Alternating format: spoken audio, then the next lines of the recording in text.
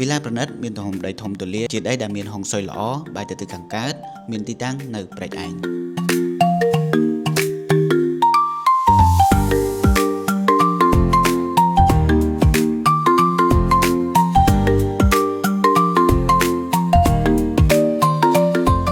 សួស្តីពុកម៉ែបងប្អូនទាំងអស់គ្នានេះគឺជាវិឡាទំនើបប្រណិតដែលទើបនឹងបញ្ចប់ការសាងសង់ថ្មី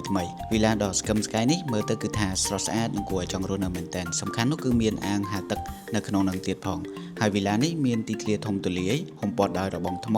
ដែលមានការរចនាក្បូរក្បាច់ស្រស់ស្អាតពិសេសនោះមានទ្វាររបងធ្វើពីអាលុយមីញ៉ូមដែលអាចបើកបិទដោយអូតូបានក្នុងវិឡានេះមានរោងឡានមួយដែលអាចដាក់បាន4គ្រឿងរោងជំនុំ2និងរោងប្រទាល1វិឡានេះមាន6បន្ទប់គេងបន្ទប់ដាក់ឲ្យបាន1បន្ទប់ផ្លាស់កៅអៅ1បន្ទប់ព្រះ1និងមាន8បន្ទប់ទឹកឯខាងក្រោយវិឡាវិញមានផ្ទះមួយខ្នងទៀតដែលមានទំហំ 4.5 ម៉ែត្រគុណនឹង26ម៉ែត្រលើពីនេះនៅខាងក្រោយរបងវិឡាវិញគឺមានកញ្ចក់2ដែលមានទំហំ5ម៉ែត្រគុណនឹង5ម៉ែត្រសម្រាប់អង្គុយលេង